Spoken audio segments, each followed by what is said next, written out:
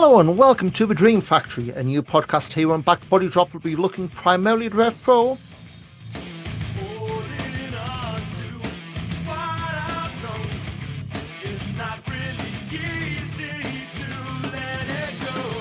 I'm Ian Hamilton, and if this is your first time here, welcome. If you listen because you're used to after you pressed on the same stream, well, I hope you stick around because once again we're opening the doors to The Dream Factory, and in this episode we're being joined by Voices of Wrestling's Neil David as we look at the Summer Sizzler, Southampton, and some big show in Stratford. Hey, you've got to keep your alliteration going. Hey Neil, how's it going? Hi Ian, thank you very much for having me. It feels like forever that we've been talking about doing something, so I'm finally glad. Got the audio back on. I'm ready to whinge about Rev Pro. Get all nostalgic about the days that I used to do that for Voices of Wrestling.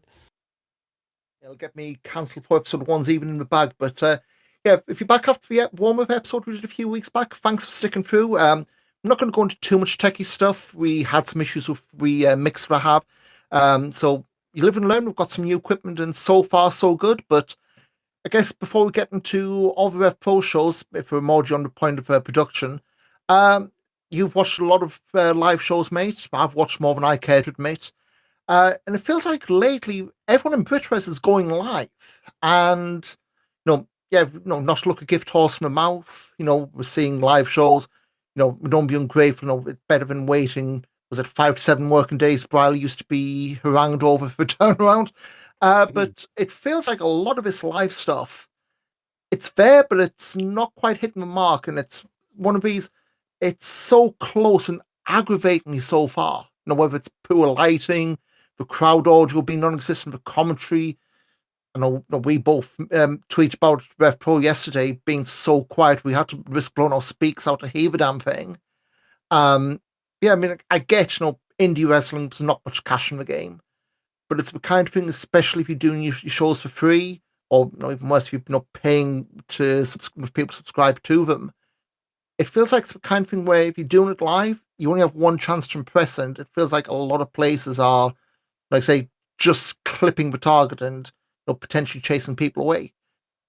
Yeah, it feels like a really monkey's paw situation to me, because one of the big things of Rev Pro is I always wanted to just watch the shows sooner, because you'd hear these York Hall shows, and I'm obviously up north, or maybe not obviously, for the way I talk, I'm obviously up north, so I'm not getting down to London very often to watch these shows, and you just see these tweets and hear these people talking about how great these shows were, and I think I just want to watch them. And like you say, Progress was the 5 to 7 business days. Andy was never much better with Rev Pro. You were always looking at 4 or 5 days minimum, and it feels like we get these really bad live feeds, and he stopped leaving the live feeds up. He takes them down almost instantly, and then you're waiting that time anyway. So unless you can watch them live with really poor quality. I mean, I actually, when I was doing Eurograps Express, I did a podcast about British wrestling for a couple of years, and I actually had to stop myself complaining about Rev Pro production, because I felt like I was saying the same things over and over again, and it's at this point now where it must be a choice.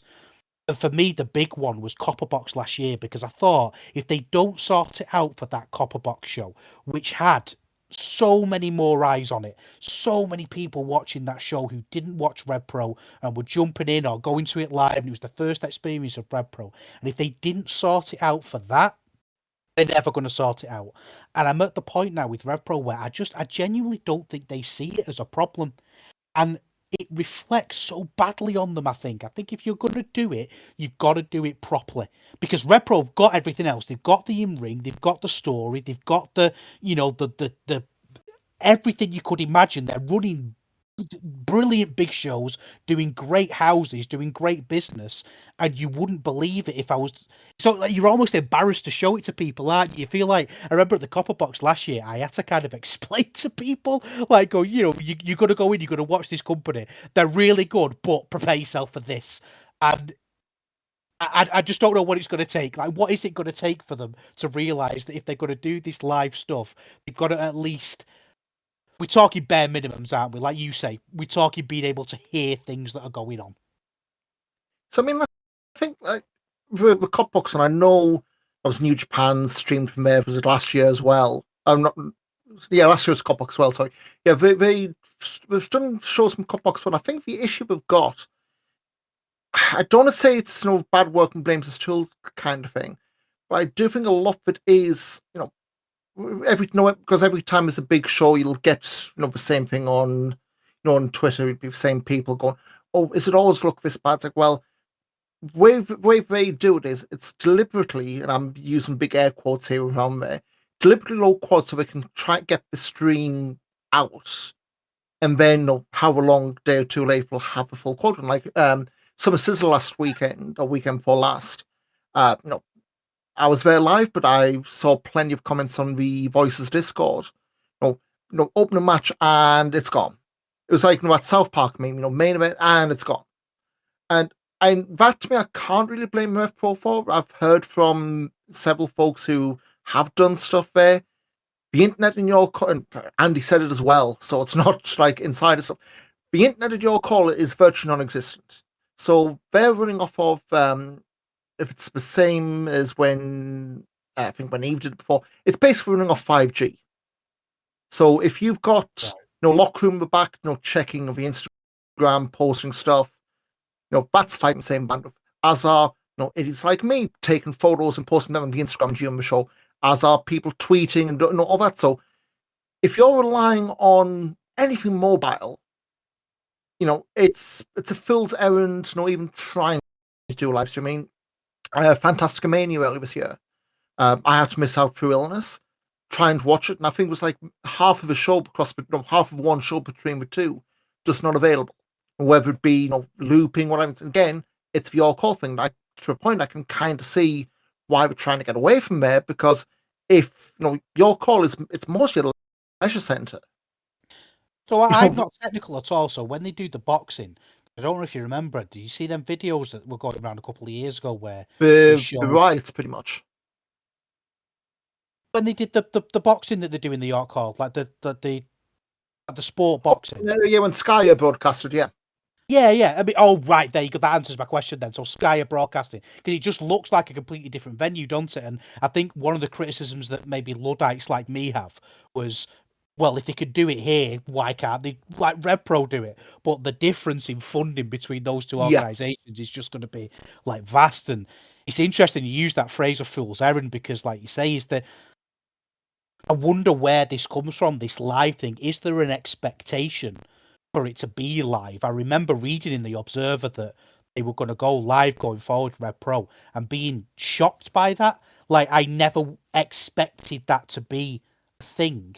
I just wanted a faster turnaround. So I wonder where the expectations come from, and if they've seen an upswing in business now it's live. And obviously I don't know, the rhetorical questions, but I'd be interested to know the answer, really. So I guess, again, I have audio productions, but most I've done, and if you listen to any podcasts I've done, not very well, but in terms of the editing, I guess the old format would have been have your cameras record stuff, dumped on SD cards, hope whatever comment you've recorded has saved, and then put into Final Cut Pro, whatever you video editor of choices, get them all lined up, do your edits, bang, bang, bang, you're done. And from what I can guess, it's almost like if you're going to do it, you may as well do it live, the live edit. So that all you have to do afterwards is, if you've put the wrong lower third up, that's an easy thing to replace.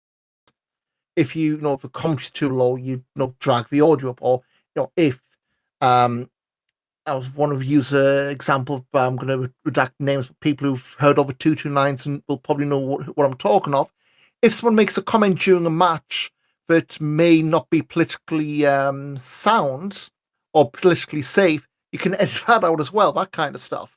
So that kind of thing where, if you do the live edit, the bulk of the work's done, and then if you're doing it live, well, if you're able to stream at the same time, why not? I mean, back in the day, it was at Pivot Share. I think that's probably where the whole stream live, but then it's gone, because the Pivot Share system back in the day, the above phrase was dog shit. Like, I was one of many doing laps when they shut down, just because the web play was absolutely unusable. I mean, we've both been through it.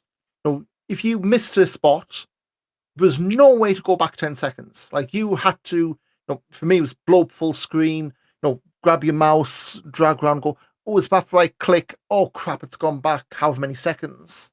Yeah, and then the stream instantly dies as soon as you start messing with anything at all. Yeah.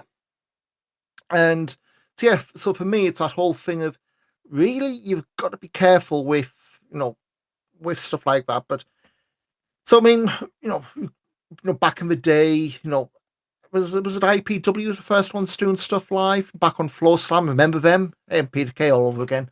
But they were the first ones doing stuff live, and then it was on. It counts the pivot chair stuff when people start doing live, but you always had the big dividing lines. Like Progress were never live.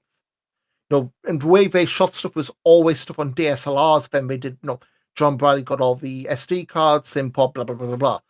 Rev Pro, same kind of thing. They did do live. Then they started doing live editing and streaming that. You can say now going now 2020 Eve as well. They did live for a while from was it the first York Hall Queendom show? That went live, and then every time from Resistance Gallery, even was Mark Shuttle broadcasting out the back of a minivan just to get out the heat or whatever, what have you.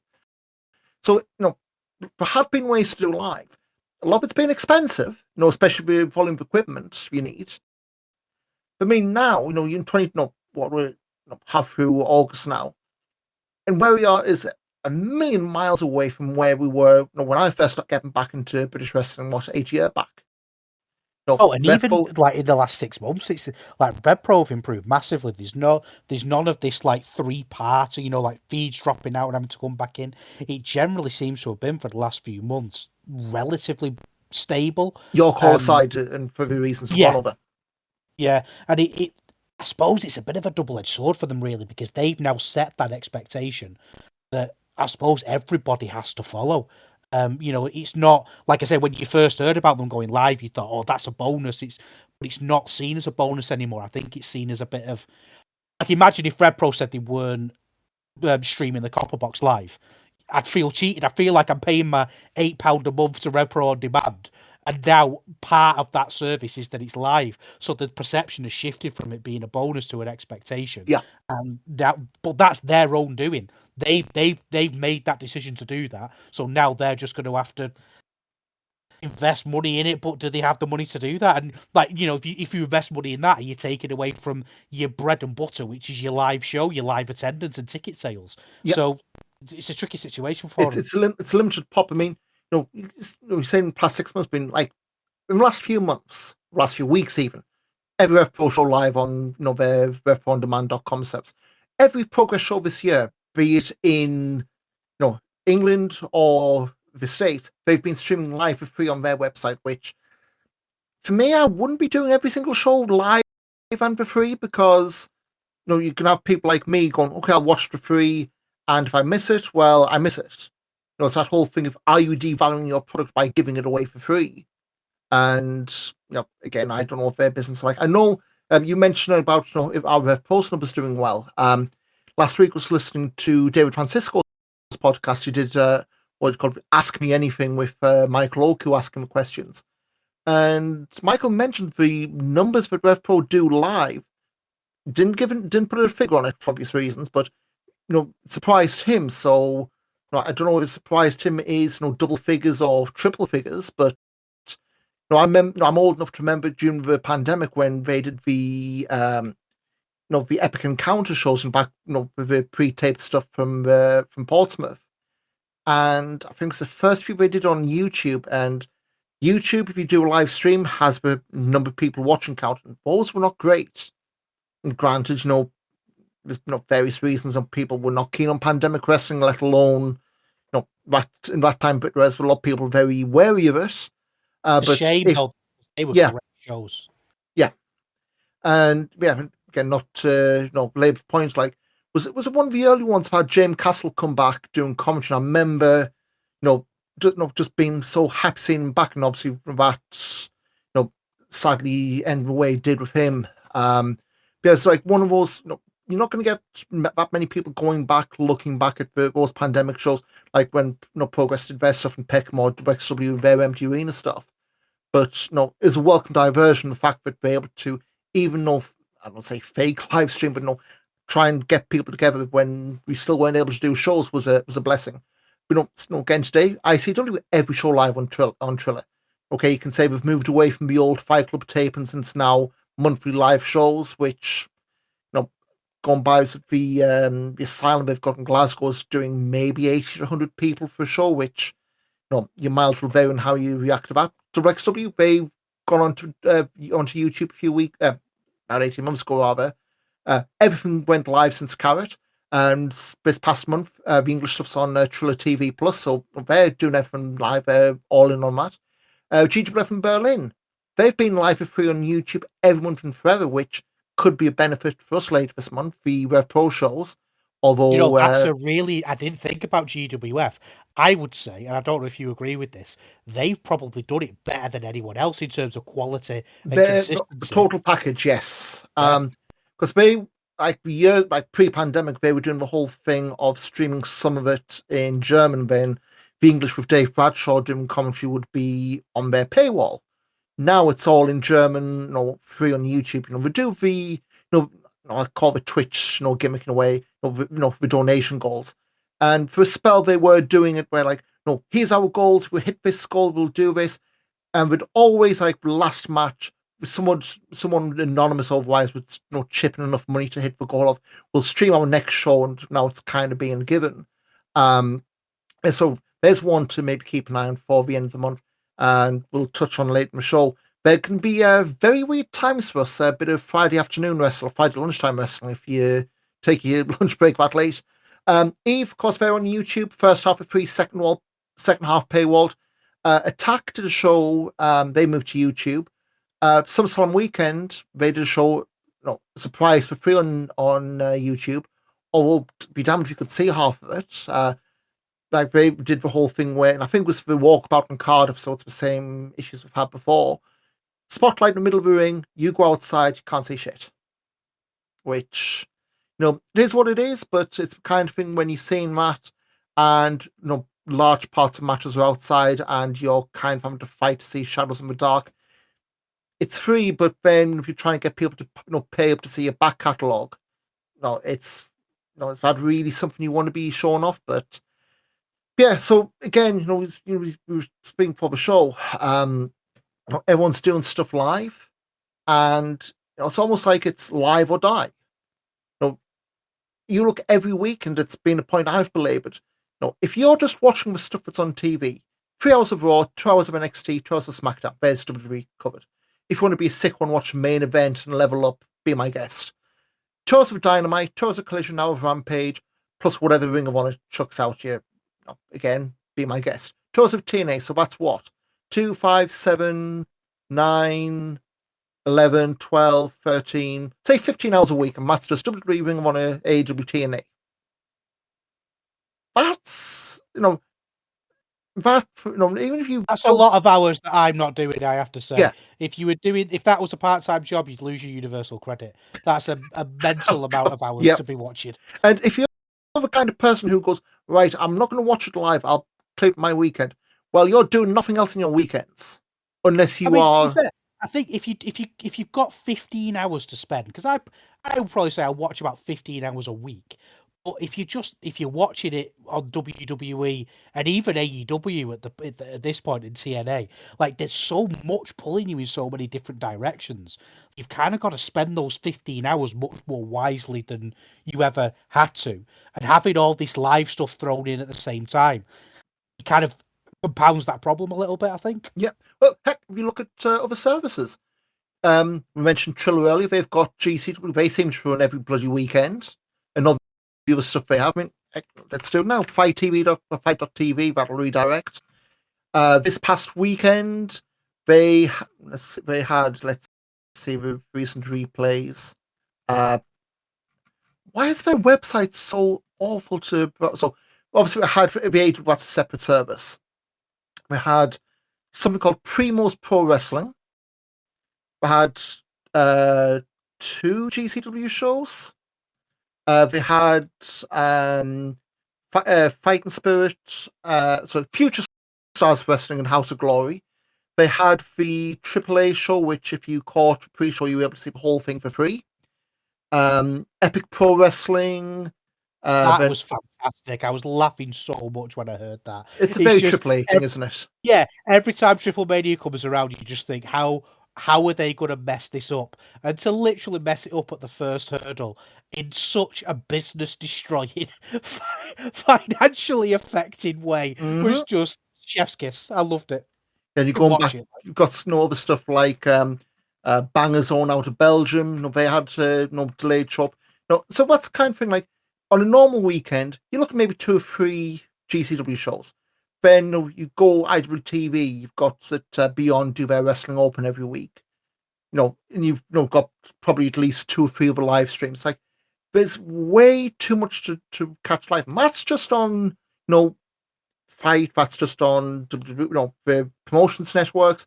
So there's way too much. So if you're looking, all due respect, further down the food chain, I can see why promotions over here and around the world are now doing the whole thing of, well, if we don't do this live, we're going to go on that. I'll watch it later, pal, but nobody ever watches. Yeah, I think that's it, and I think you hit the nail on the head. I think as you were speaking, then that's exactly what I was thinking. It's the idea that, and not to sort of repeat Sky advertising slogans, but there is nothing like watching something live. So the idea, I don't watch CML live because I acquire it through other means. So that I always find myself falling further and further and further behind and having to do big catch ups.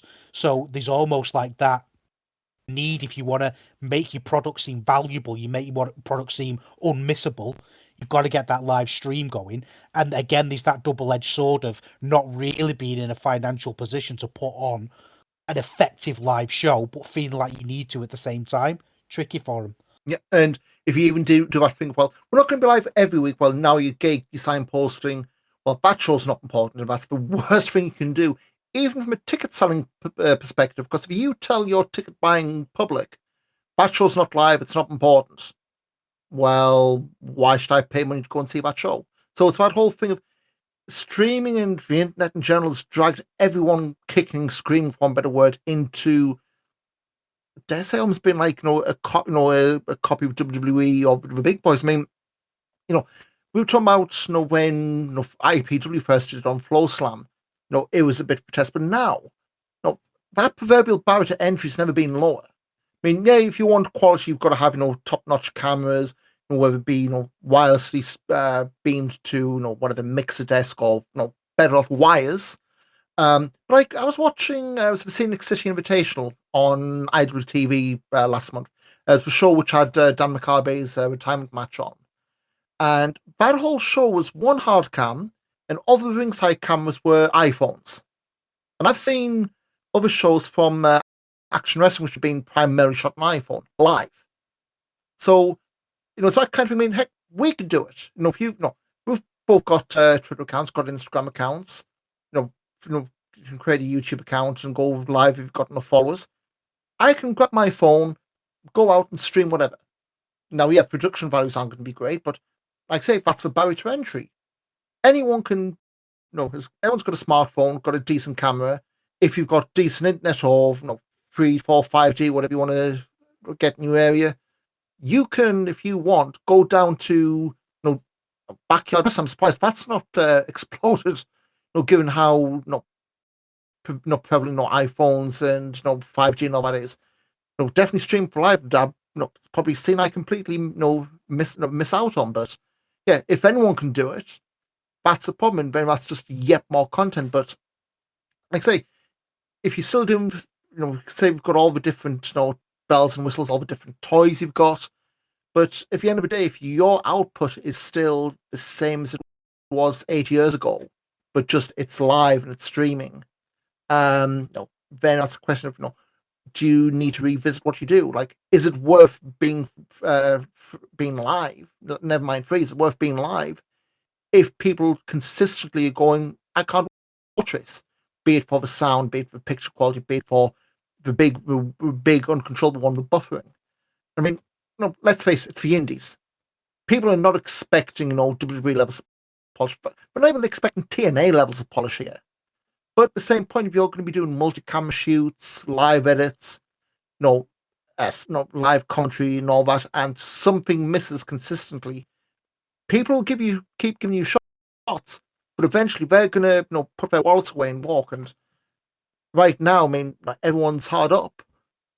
Promotions are even more hard, but the last thing you need right now is to do stuff like this and then chase people away, potentially paying customers away, all because they find it's unwatchable. And like I say, it's a conundrum, but it's the kind of thing where really it's something that can and should be improved. Even if it's something by just taking your time, focus on getting your video quality right and then stitching up. Even if you have to wait a day to, I mean, heck, Summer Sizzler last weekend, because of your call being where it was, that was effectively out 24 hours later, fully edited.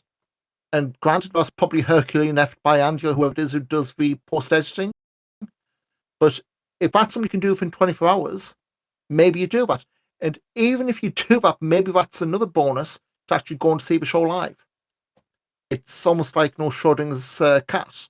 Do you keep giving it away for free or keep giving the live away as part of your subscription service and potentially have people pay, $8 a month? Or do you say, well, $8 a month, but you see 24 hours later, if you want it live, you get your arse here. I think when times are good, that's not something we've got to worry about. But when if and when ticket sales go down, that's probably a decision they have to make: is do you want people to go live, make the trip and see it live, or do you hope more people watch it online and build those numbers up? It's a tricky call. It's not an equitable decision at all. Yeah, I mean, I think it speaks to Rev Pro being in that really tricky kind of size, didn't they? They sort of too big to be considered small, but too small to be considered big, and it's they're in that really awkward middle position where now realistically they're filling live audience wise, they're getting as much as any indie can realistically expect to get. Regular York Hall shows throughout the year, regular smaller shows. You've got that 229 audience that are the season ticket holders that are going to go to everything. Now they've moved on to doing your big arena show, the Copperbox show at the end of every year. So realistically, the only way they're going to grow is by having things like these live shows. And I expect there's got to be a period where they walk before they can run. There is going to be a time where the sound isn't quite right. But I mean, I know me and you were talking while the show was on. They're at the point now still where they're not turning the volume up when they're going live. So I think that's where the frustration comes from for me. Is not so much like you say, there is an expectation that it's going to be slightly lower quality, and maybe if I waited a bit for the edited version, I'd get the slightly higher quality. But it's when they miss the absolute basics, like not turning the sound up. That's when I get a little bit frustrated with it and start to think, because these are easy fixes. This isn't go out and buy a whole new camera rig. It's putting your finger on a slider. Now, I'm very aware that also might not be the case as well. And there could be somebody who's very technically competent who comes in and says, no, there's way more to it than this, but these are the expectations that they've bred. It's expecting to be able to hear and see, the real bare minimum that we should have, really. I mean, again, we've done these shows before, and for the most part, there have been, I don't say, meeting the bare minimums, but it's a kind of thing where you step into that game, and unfortunately, you do have shows like Southampton yesterday where the sound was super low. It's an outlier. People will call it out, and I mean, we're both saying this from a place of love. We're not saying this to whip on them for the sake of it. But yeah, I think this weekend, Copperbox especially, there's going to be a lot of eyes on people, especially we'll go through the card in a bit, but especially for some of those matches. It may not be as many international names as there was, but you can have a lot of eyeballs, a lot of people in town who may not have been in town for this. And yeah, we'll see how the Copperbox internet and the whole production stuff gets on. But before we get to Copperbox, of course, Rev Pro's had two pretty big shows in the last few weeks. I'm just going to quickly run through the results. We've got the reviews up on backbodydrop.com. Neil, you did the Summer Sizzler for voiceofwrestling.com. So takes from there. But just going through quickly, if anything you just want to jump in. Summer Sizzler had Gideon Gray beating Dan McGee in just over a quarter now. That was the James Castle tribute match. So show opened with the video tributes. Zoe Lucas having a 10 bell salute with the old Rev Pro tag belt and James's old ring jacket. Very touching ceremony. The match, lived up to the occasion. I think it was one of those where bad open shove, and you could could easily go, well, why are you starting on a downer? Well, no, because of the same point, you really want to have this be, I don't say like the closing of the old Rev Pro, because with all due respect, Dan McGee very much from the ye oldie days of Rev Pro. I mean, I think before this he not done a match in 2 years. Back with him and Kurt against Lycos Jim. Gideon, more suited to, well, not more used to commentary these days than in ring, better or for worse. But very much the old Rev Pro, the Portsmouth School of Wrestling on full display here, especially on the stage as well. It's a very touching tribute, and yeah, I'm very glad we're able to do this at a packed York Hall. It's pretty much the best way could have expected here.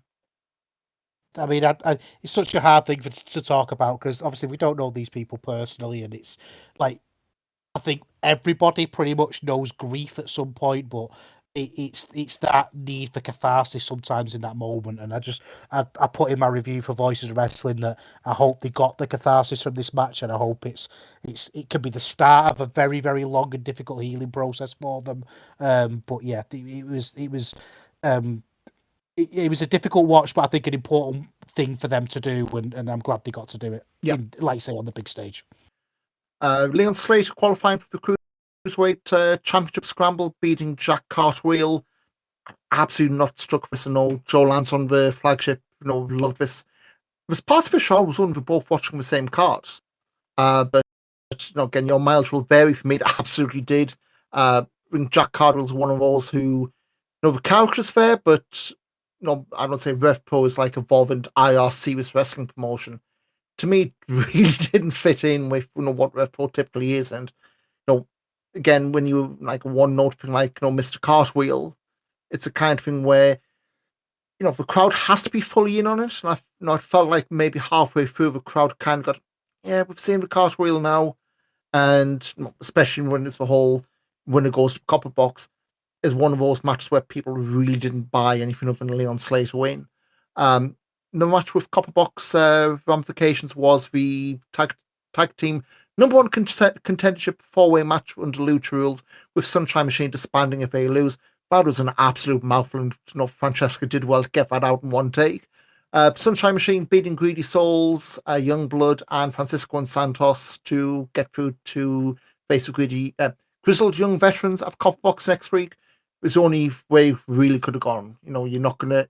We had TK Digby's old, the old entrance Jack had when he first came to Britain. Mambo had the beach ball, so they kind of had me for a bit, thinking, oh God, are we actually splitting it? But maybe this is the last York Hall appearance, and I guess Saturday we'll learn, is that the end, or is it just the beginning of the end? Cesaro beating Ricky Knight Jr. Sorry, go on. I was just going to say, like, just going through this show now, these, like, just only three, like, both these matches, like, thinking about that Leon Slater one as well, it's just very much kind of your expectations, but just ever so slightly lower. So I don't think either of these matches were bad. It was just kind of like they were there, they went through the motions, and I gave them like 3 stars and like instantly forgot about them. Like I watched the show and reviewed the show, and I'm like, I can't remember anything from that tag match. I don't remember any spots, and I sat down and watched it and did a written review. So I know I watched it properly without the phone, like fully eyes on it, and I remember almost nothing about it, which is just a bit disappointing looking at the names in it, really. I mean, that was like less than 10 minutes ago. In and Out was Lucha rules, so it was going to be a spot fest. In fact, in and Out, they got all this stuff in. I think I remember more of a post match, which was obviously TK and Mambo exit stage left. Greedy Souls and the Portuguese lads basically teamed up on Oscar and Yuto. Josh James made a save. Charles Samuels came out to level things up. So on paper, you would think, well, that's a 4-on-4 tag for Copperbox.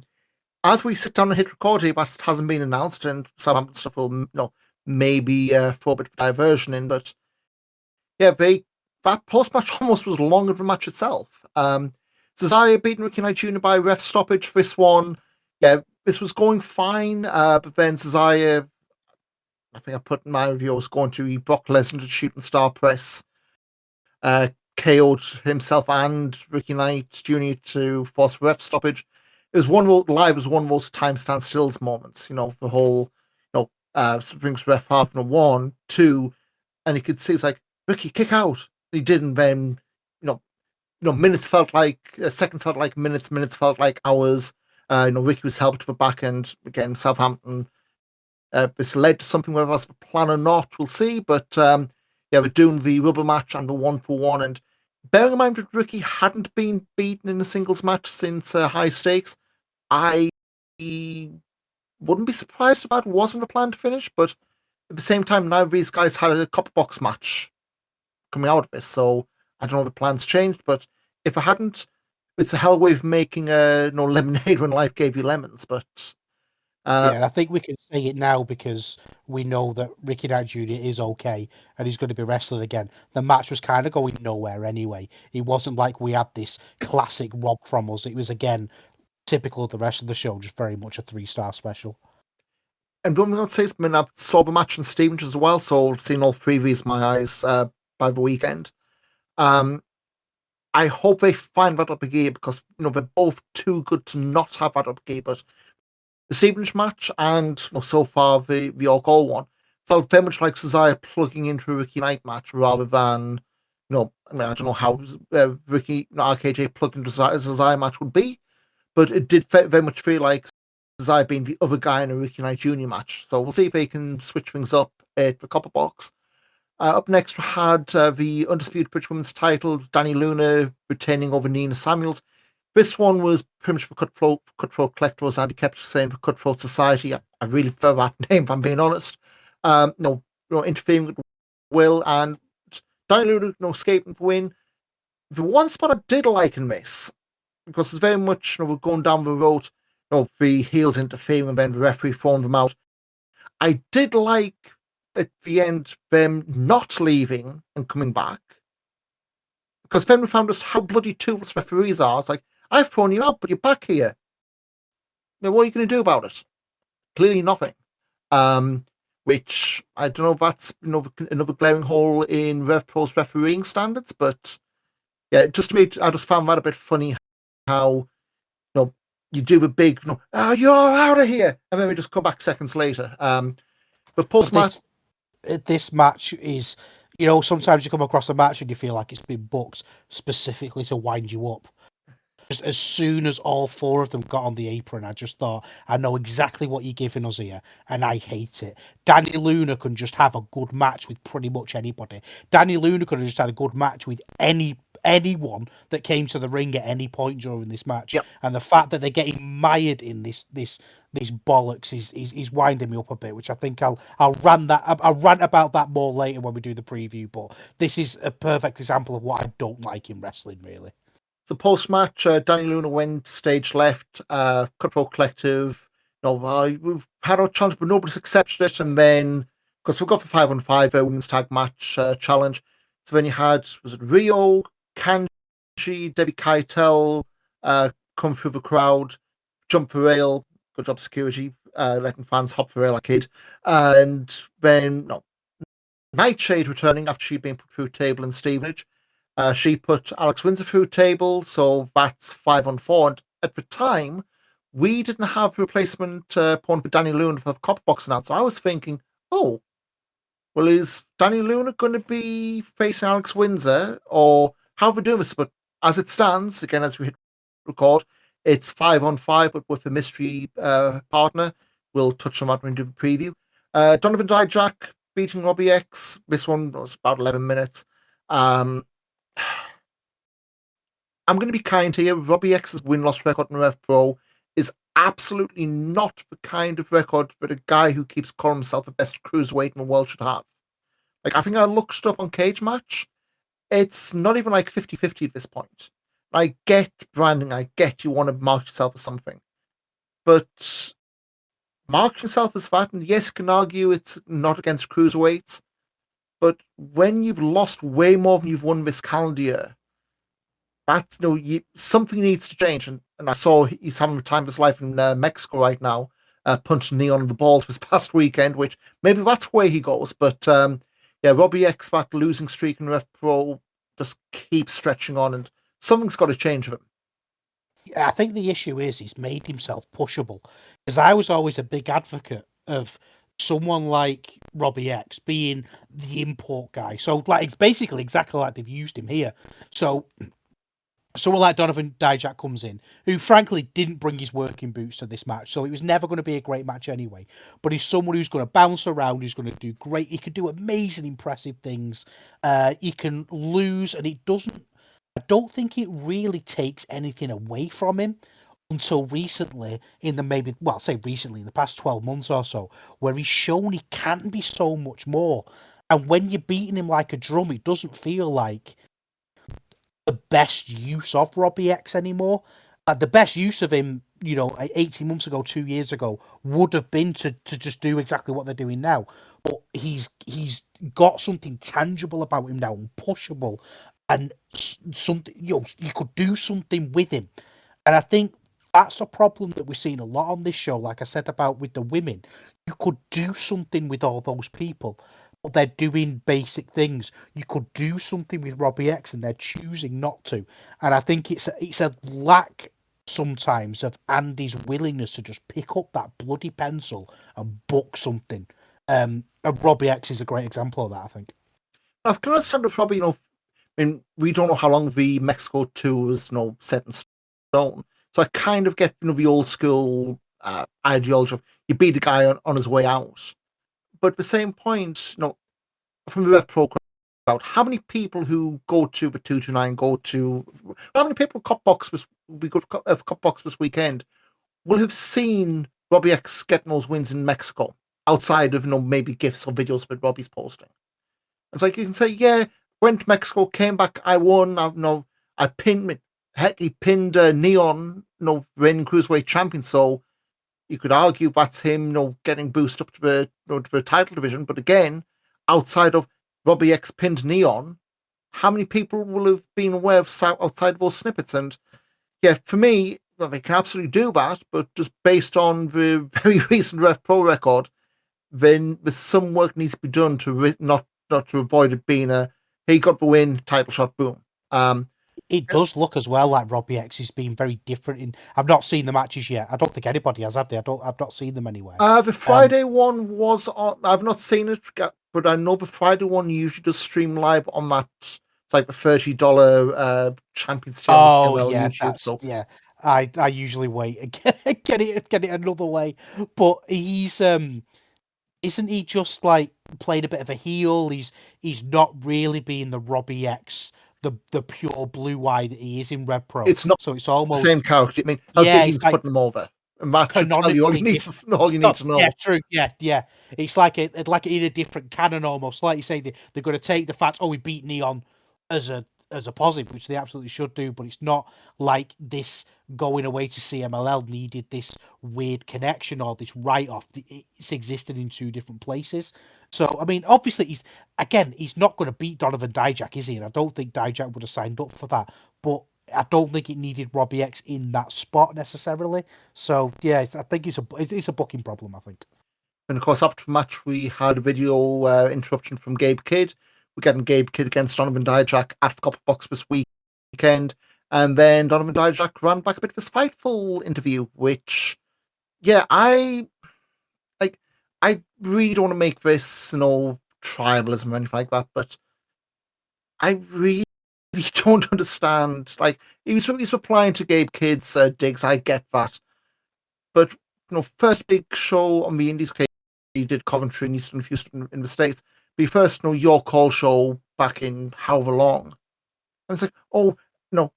It's almost like, that meme, but, well, Vince loved me. It was that bastard Johnny Ace who hated me. It's that kind of stuff. Probably could pick two better names given everything going on, but it's that kind of mechanics. Like, well, are you telling me if Shawn Michaels, really, really loved you, he would be able to keep, like, some of the people on that roster, like, wouldn't have given you even like a bare bones contract or something like that. But that to me just felt horribly out of place. Yeah, it's work shoot nonsense, and I get that that's Gabe Kidd's kind of thing, isn't it? That's he sort of push boundaries in any way that he can, and generally I liked his promo here because it was turned up to 10 rather than 97,000 that he's normally turned up to. But it's when you start talking about contracts and wink wink nudge nudge fourth wall stuff, that's when I start to lose a bit of interest. And like you say, the idea that you talk about your contracts, especially to someone like Donovan Dijak. You've seen how terrible he is on X.com. Like, he's not going to be able to take that and say something sensible. So they'd have been much better off just booking, hey, this match is going to be really exciting and we're going to kick the shit out of each other. Not this, like this fourth wall, what does Shawn Michaels think? It's just ignore the fact that he was in WWE. Just pretend it didn't happen. And go from there. Yeah, the build's weird. I'm sure the match will be great though. I mean, one thing we'll say, Dijak out the ring. I've heard absolutely glowing things about him that weekend, but yeah, especially the post-match stuff, just did not land for me at all. Luke Jacobs pinning Trevor Lee, semi-main event, main match for sure, but so Trevor Lee did direct something the night before, losing to Lawrence Roman. So I will say I wasn't exactly on the Trevor Lee hype train pre-WWE. I really don't understand. I don't know if this is like a cut my hair, cut my beard, almost like a hit reset thing.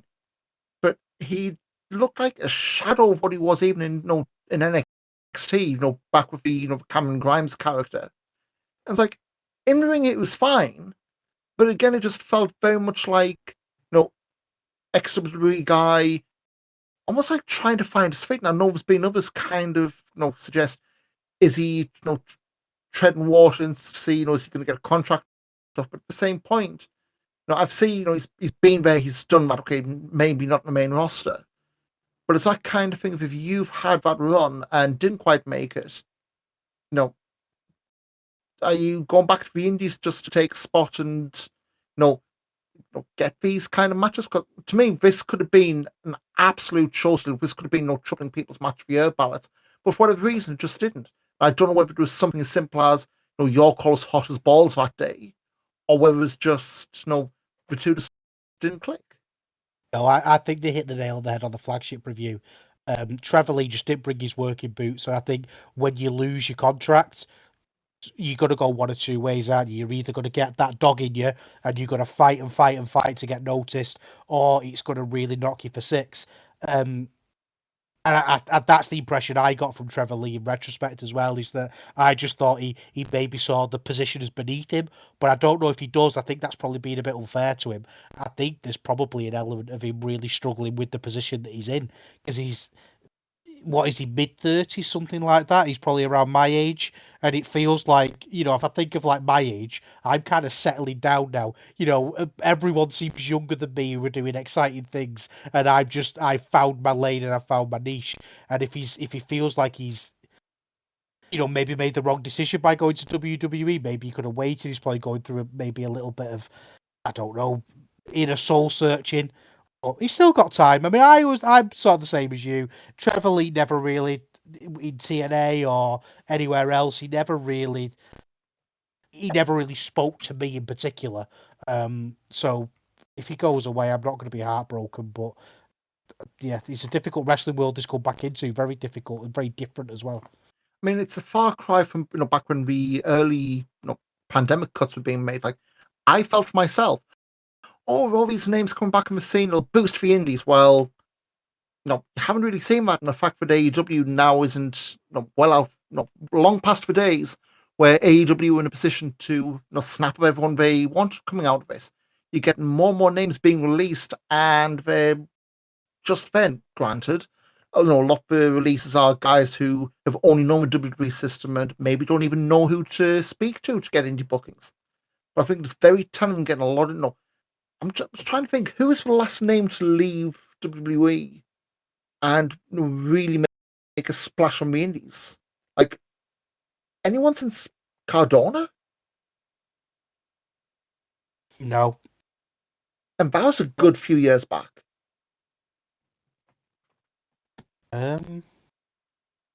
Oh, you know what my memory's like. No, you put me on the spot now. I can't. No one springs to mind. That maybe speaks, but yeah, we'll say, of course, very early days. Trevor Lee's only what, a Oh, month back. grizzled young veterans. Would you say they? I mean, I know it's early days, but they count. I mean, I would say maybe, but and Jury's again, out. we'll touch on this on the review.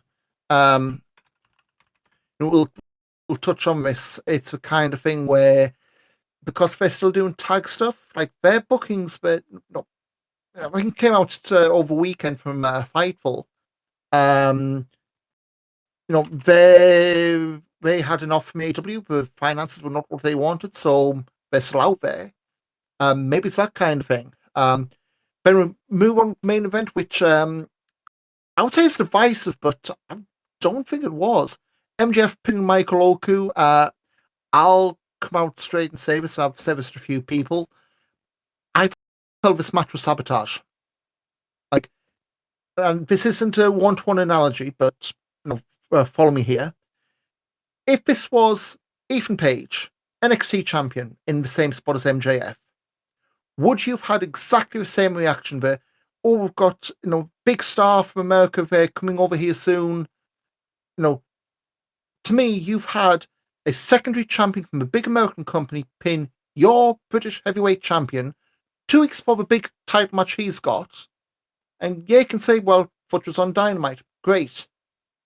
But at the end of the day, your British champion, who the record breaking was how many defenses, longest post pandemic, but long title reign, most defenses, lost quite handily to MJF.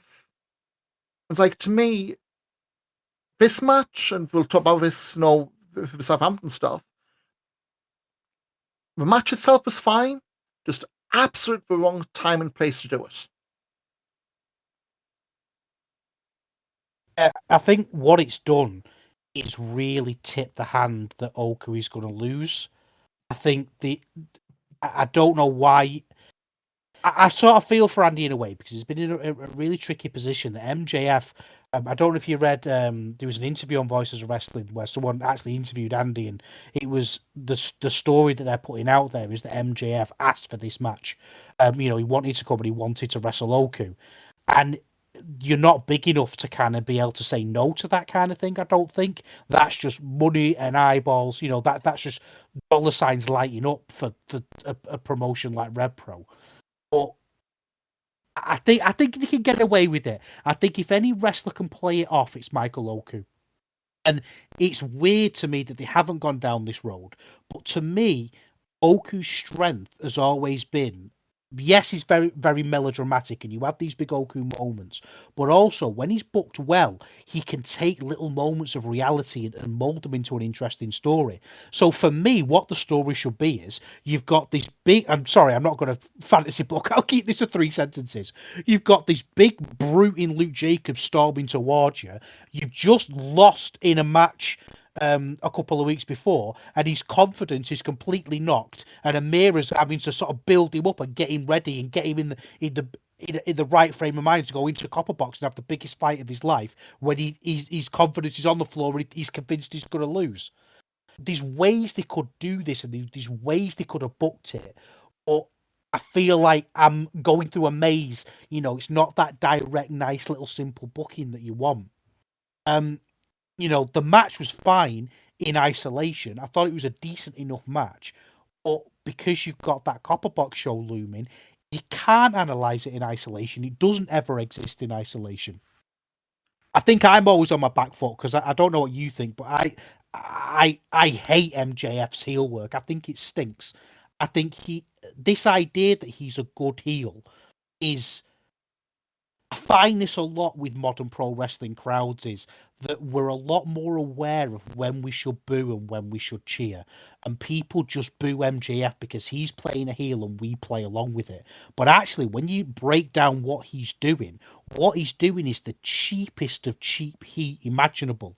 That thing of his promo at the start, and he's talking about, British people have bad teeth, and British people are ugly, and your food's bad, and it's like, okay, that's not interesting heel work. That's not that's not anything for me to sink my teeth into. Local sport team sucks kind of stuff. I mean, I Yeah, know. yeah, I mean, so I don't watch AEW in depth every week, but the match of Osprey feels like months ago. I sat down and reviewed that because what it's getting buzz. I want to see is it really, it went now.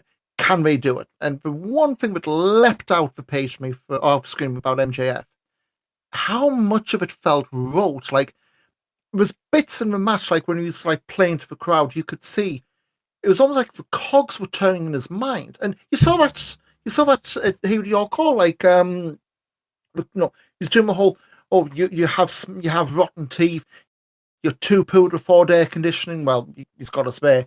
But then the crowd started chanting fish and chips, and you could see in his head the cogs turning, going. It was just some pun about it was I think something like, oh, your women smell of the smell of fish chips. Like, okay, but that kind of thing, if that's the best you can make, you know, just don't go there because yeah. I think it's as a absolutely fine. But we're being told this guy is the top star, the top heel in a great wrestling company, and like you say, he's making jokes. I think it was. Didn't he say your bum smells like fish and chips or that was something? it, yeah. And it's like this isn't top class heel work. And the idea, I'm sorry to interrupt you, it really winds me up when you get this, but you don't like it, so it's good. And we seem to have collectively deleted this idea of go away heat. Like of I'm the old enough to idea. remember X-Pac. Yeah, yeah, and the idea that we can't think critically about it, that you can't, the idea if you don't like it, it's good heel work. But well, what don't I like about it? Why don't I like it? How could it be better? Just that idea of that criticality being removed, and it comes to MJF in a lot of places is frustrating to me. It really is. I mean, this is, as a match, it's fine to me, and I get the premise behind it. If you've got big star from AEW like MGF, and no, I'm not disputing that. I've always been a proponent of, you saw how quickly the tickets went the second that promo went up in Coventry. Because I was checking, because this show they put the tickets on sale, no cards, and I was looking the day before the prices went up, and there was like a dozen front row seats left, which is understandable given how close it was to the Copperbox, but still very bizarre. And it wasn't even like the corner seats where the views could be maybe be a bit dodgy. But be some decent front row seats still unavailable.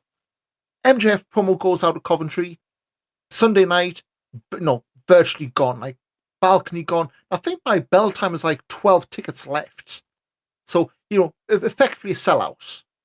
So I'm not disputing that. This did monster business, but for me, the timing of it was just like, and I get, you beholden if a guy like MJF wants to come over and do this, you and Andy had to move a heaven and earth to get your call to get this card together. I get that, but yeah, We've got to remember though, and I put this in my review, is that we're not Andy Quildan's accountant, and like we don't have to necessarily like you can. It's interesting, we're interested in the world of wrestling, and we can look at it from that point of view.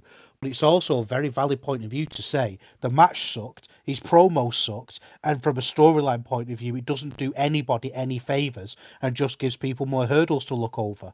yeah. The idea that it made Andy Quildan a lot of money. I'm genuinely happy for him, and I understand why he did it. I'd have made the exact same decisions if I was him. I'd have put the show on, of course I would.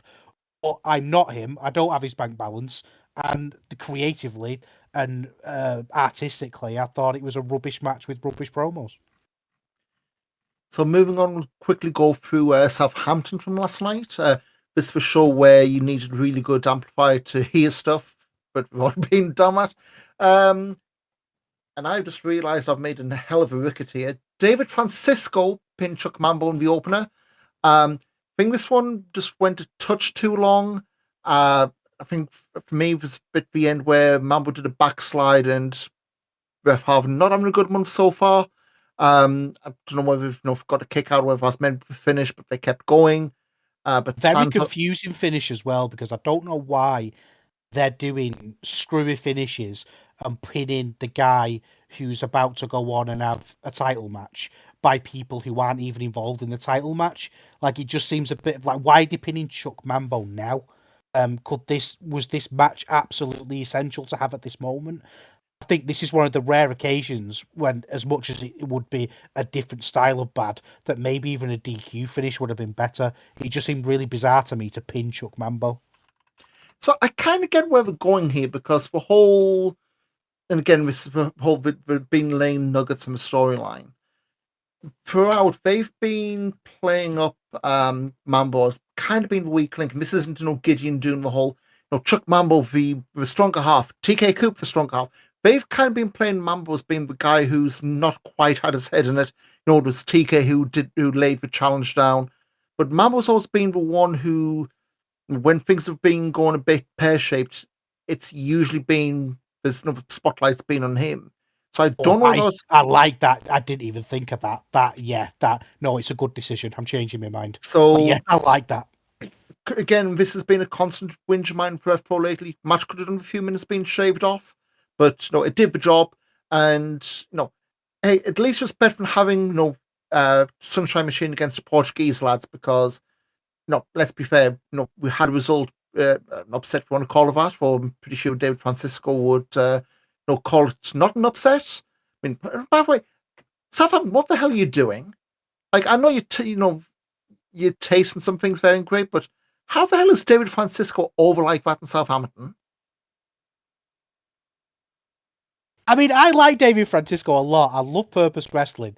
I don't know if they get a lot of kids, and he's playing a very kind of cookie cutter, almost, he's doing it very well, but he's doing a very one note heel routine, I think, which he's always going to get over quickly. He was surprisingly over, wasn't he? I mean, he's calling Southampton his home away from home away from home, which, I mean, it works. No, I can't complain. Really, it works, even if it's weird how it's like, Brett in Canada and as opposed to the rest, but it's not exactly Portugal. But next up, we had a match which completely blew me away, and I know did you too. Will Caven beating Eric Dillinger in just under 10 minutes. Never in my life did I think I would watch a Will Caven match. And I'm sorry to interrupt, but I've got to get this out about Will Caven. I've probably been Will Caven's biggest critic. I never got it. I never saw it once. I never saw anything in him that I would push. I thought his gimmick was cringe. I thought he was an average at best wrestler. He was NXT stare at his hands level dramatic. And when this match started, I was ready to just roll my eyes, get the phone out, have it on in the background. He absolutely killed it in this match. I am now interested in Will Caven matches. And do you know how he did it? And this is what I love about it. There was nothing fancy about it. There was nothing, no nonsense. They just went out, these two lads, and just absolutely battered each other and just did big bomb after big bomb after big bomb, to the point that I genuinely recommend you go and watch this match. Like, this isn't a match that, you just go, oh yeah, it was good and we'll see what happens later on because it was on Southampton. This is a match to watch. Like, the fact that I've come away feeling passionate about a Will Caven match is a big piece of humble pie for me. So yeah, absolutely love this match. Like Eric Dillinger, I mean, I'll put in review, he's typically a deathmatch guy. I know he's over in Europe. Been a lot of, I'll just say, random Americans doing random tours, let's just put like that. But yeah, this was a match, but it'll be, Caven will eke out a win, because he's got the cruiserweight scramble next week. This, to me, I would dare say match of the night. Up there with another match, which we'll get to later. But yeah, a match, again, literally 10 minutes to the second, because I timed the damn thing. Find it, RevProOnDemand.com. It is an absolute, I don't use the word banger because Americans have absolutely ruined that word, but I would say so far this has been the best match he's had since it'll be what, 18 months ago he came on Rev Pro, the upset over Roku. So probably the best bell to bell match he's had, and hopefully this is something that can buy him through into whatever happens with Copperbox, and I'll get onto that when we do the preview. Rerun Kanji, better than anything on Summer Sizzler. Easily better than anything on that show. Rerun Kanji beating Sapphire Reed and Laziev by DQ. like, I get why, but it's a 15-minute match. You end with DQ. Rue swings a chair shot at the end. Why couldn't this have been two short matches with I don't say like two short matches have two DQ finishes, even like Cutthroat Collective wins one, the good guys win the other one, then you go, right, I've had enough. Because basically it was in the post match. Kanji getting on back with weapons. Base said, right, I've had enough of this. It's still 5-on-5. This is now going to be no disqualification match. As we record this, we still don't know who the fifth person is. I'll put my guess in when we do the preview in a second. But this was, fine tag match. For me, it was just more of more evidence that out of the entire group, I think Sapphire Reed is the one you need to keep both eyes on, because there is something in her. There's someone of relatively little experience. Or we've just got to make sure it doesn't get wasted away. And I don't want to say it's not to the point of. And they did tease for selling the members of the start of the like 2-3 title matches in quick succession. What you don't want to do is what you've seen for women's wrestling, women's wrestling, but not women's promotions throughout the years, where, hot young prospect title, because as we'll talk about again in the preview for the Copperbox, Brit-Res and the Indies in general, Brit-Res especially has got a major problem booking champions after they've lost the belt. And now, there's no need to do that either, because if you look at the amount of talent just on this show, the amount of female talent on this show, you could easily have an A story, a B story, a C story. Yeah. They've just kind of lumped everything together, which isn't doing Sapphire Reed any favors. What she needs is a story that's not for the belt. Again, it's like I said earlier on, I think that's a booking problem. I think Andy could easily book that if he wanted. Even if he wanted it to have this generally A against B kind of storytelling, he could still do that, but give Sapphire Reed something to really chew on, because she should be your next person. She should be the next one up. But I guess that's up to him, isn't it? It's up to Andy. As we get the Blitzkrieg podcast stock on the background. Moving on. Sorry, that's my dog, Jay. He's just an absolute terror. He's a 12-year-old massive mutt, and apparently he thinks it's his street. So if somebody dares to shut the gate or something, he's got to just let them know that he's around. So I more than know the feeling. We've got a 9-year-old pug, Staffy Cross, Honey, and every time someone just walks past our window, she's off. I mean, she's not good with other dogs the best of times. But she sees anyone pass by a window, even just walking past on the main road, she goes off it. Which, yeah, she's a special pupper anyway. But moving on, how TK Cooper beating Golden Boy Santos, crowd running some Francisco and Mambo, cancelling each other out. For me, I felt this is more like a foundational win for TK, because obviously Copperbox, if Sunshine Machine lose, they're done. And this to me felt like, a big win over, let's say, Santos, a big guy. In Rev Pro's win-loss record ain't great, but he's been brought in as muscle for Francisco, and he's had a hell of a run. He came in the Barcelona show, taking on Oscar Leuber. This would be like a week or two after Leighton Buzzard got injured, and again, just guessing pieces. I'd guess Buzzard was meant to be on that show and Santos was the late replacement. But someone who I thought will be one and done for Barcelona, did really well. Then he's brought in to pair with Francisco.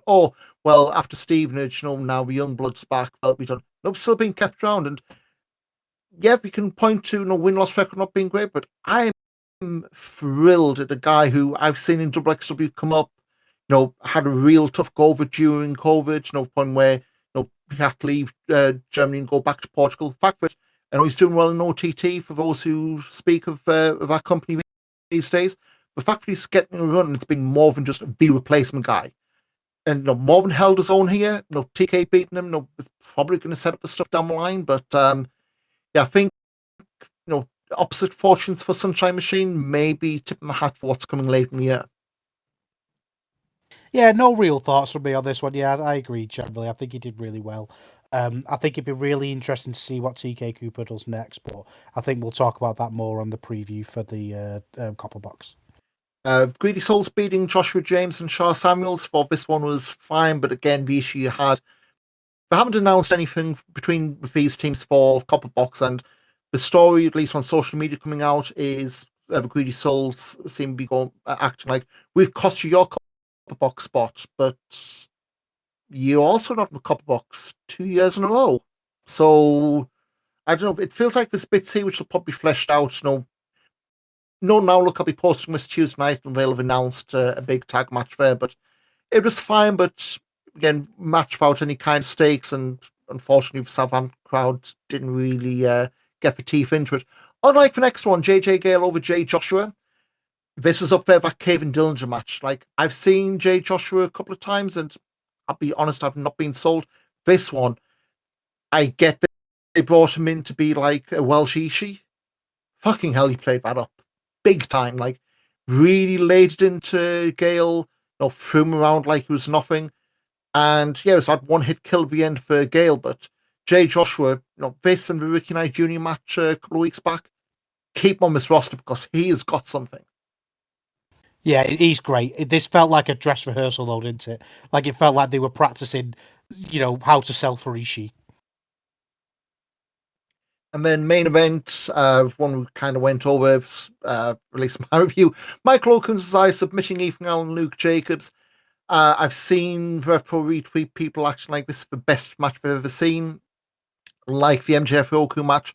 Good match, absolutely the wrong spot to do with him. Like, so before the bell, you had Young Guns basically killing Oku for Tombstone Piledriver. He was carried out up the stairs to the back, so clearly nothing that serious.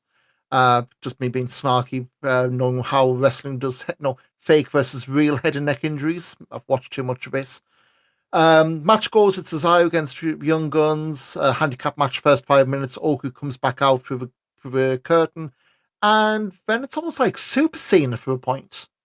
Like, I get what we're doing. We've got the valiant underdog Michael Oku battling back against injuries, but then it's almost like, say, with John Cena stuff towards the end, and I just don't get this. Like, and towards the end of the match, you had near falls between Oku and Jacobs. Like, you're less than a week out from your big Copperbox main event. You've barely touched since the Revolution Rumble, and now you're doing 5-10 minutes of near falls.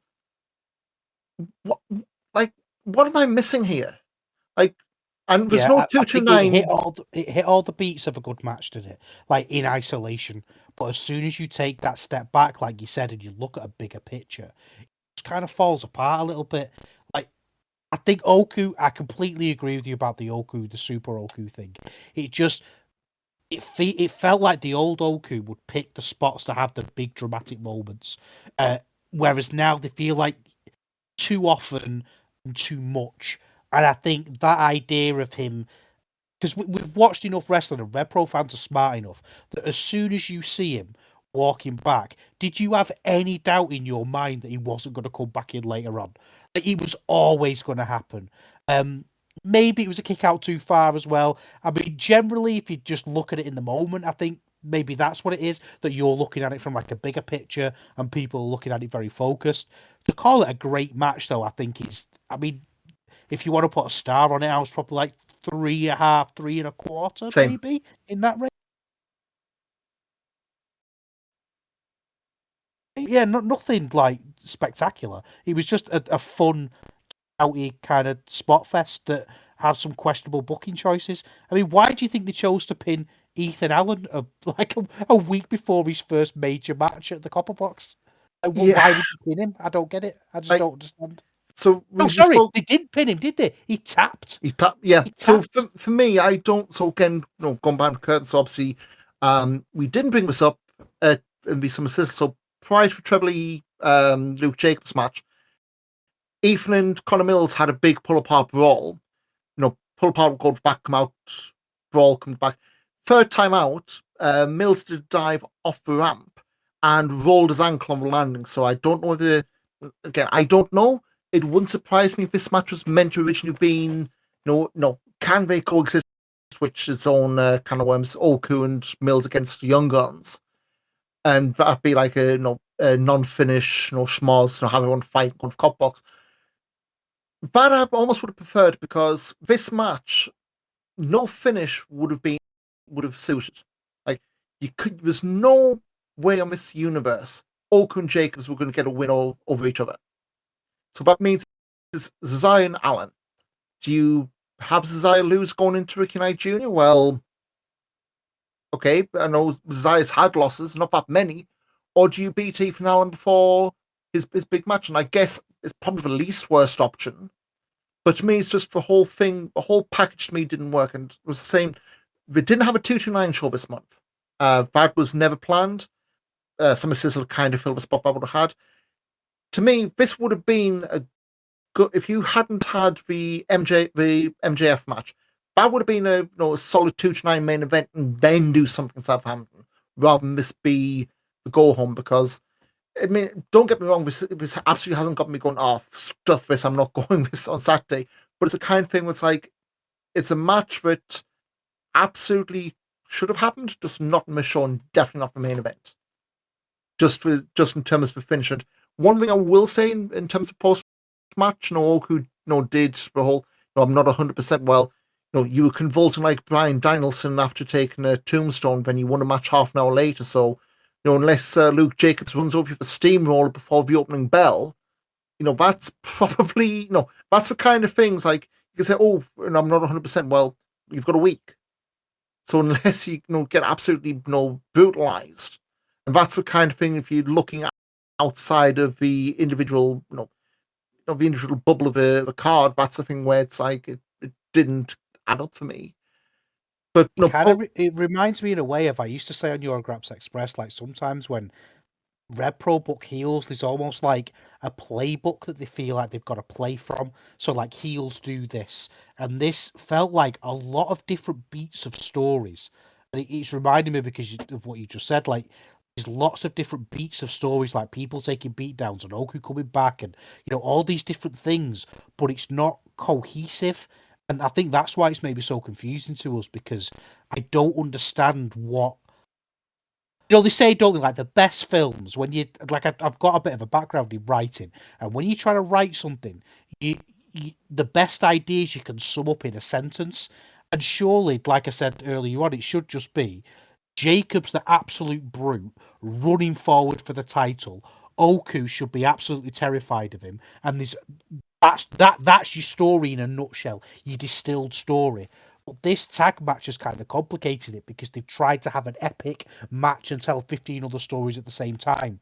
They've just needlessly complicated what would have been a really great, nice, simple, tight story. Yep. And again, post match at Oku and Amir, picking up the Copperbox main event like you should, and Oku making a point of saying I'm not going anywhere because whether it's leaked or intentionally put out there. Talks that he's maybe on the way to AEW, and again we'll see. But we can flow this straight into the Copperbox preview because that is this coming Saturday. No word on ticket sales. I know the last Andy mentioned about a month, 6 weeks ago, they were ahead of where they were at that point last year. So I would say, if they get anything close like 3,000, maybe even north of that, that's been a hell of a goal, just given by how few people are for AEW this year compared to last. I mean, start top and work the bottom. So main event, of course, the undisputed British heavyweight title, Michael Oku defending against Luke Jacobs. We've had 3 prior matches. Oku beat Luke in February 2022. Oku lost to Jacobs for the cruiserweight title, Summer Sizzler in Manchester, 2 years ago. And then this past November, Oku defended the heavyweight belt in 229. So 2-1 Oku. I would be stunned if it's anything other than 2-2 and a title change here. It's got to be. I think Luke Jacobs is the kind of guy that you've got to go all in on now, pardon the pun. I think he is. Maybe I'm a little bit biased about when it comes to Luke Jacobs because I feel like I've seen him wrestle right from his training days. He's obviously up north, and I've seen him for a long, long time. And I've seen all these sort of beats of his career, and I've written a lot and talked a lot about how I was waiting for Luke Jacobs to have that great match, and that match he had against Oku in Manchester, I think, was the great match, and it was that I could just sort of sit back and relax then.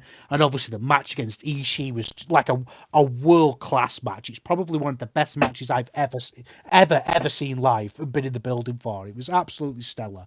And he's red hot and he's the guy to put the belt on. I think the Oku thing is bothering me a little bit. And you touched on this really briefly. These kind of rumours of him going to AEW and what AEW would do with him is one point. I think what would be really interesting is to see Oku on the way down. You know, there's that thing with comedians where they say you always play the same room twice, once on your way up and once on your way down. And the idea that you've got Mills there waiting for him, because that story that he had, Oku and Mills, is probably one, I think, of the most underrated stories in wrestling. And I understand it's because it's a niche thing and not many people were watching it.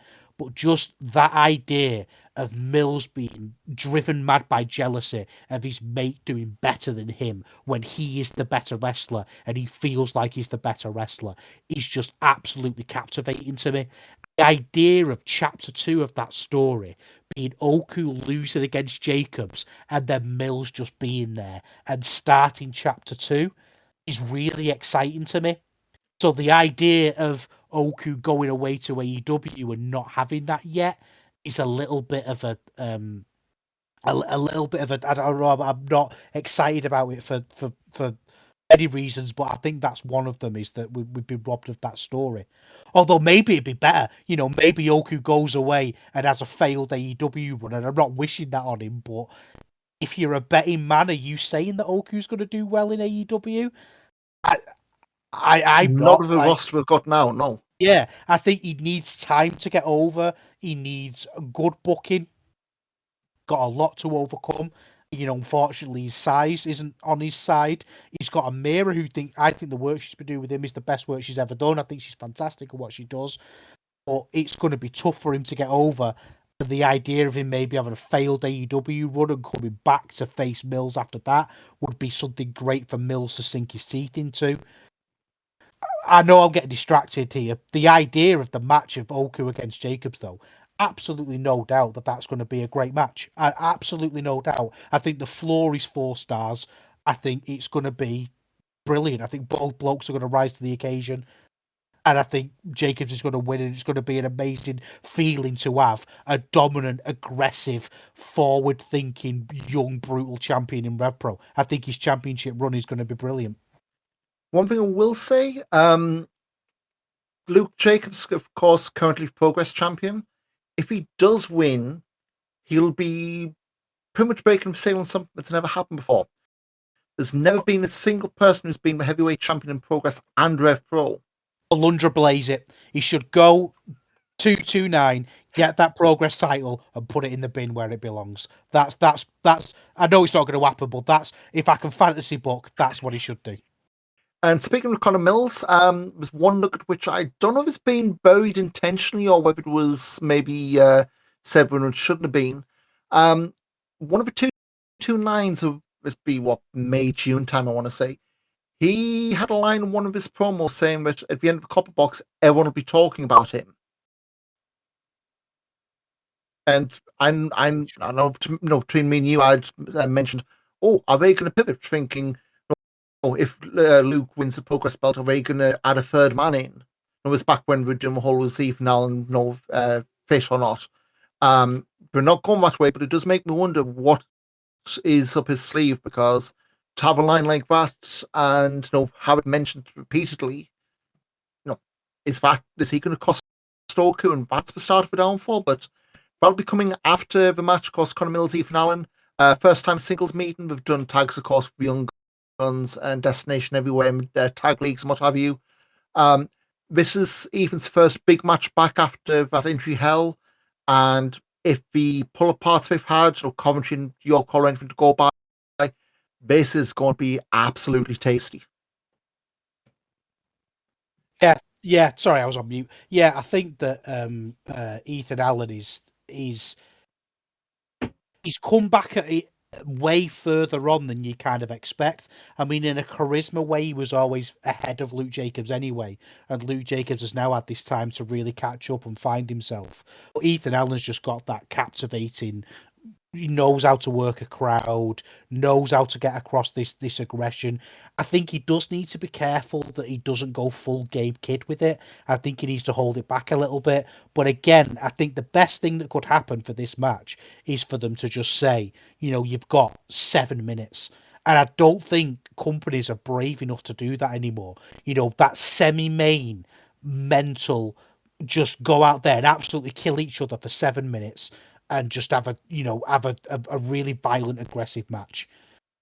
In terms of who's going to win, I think Connor Mills is.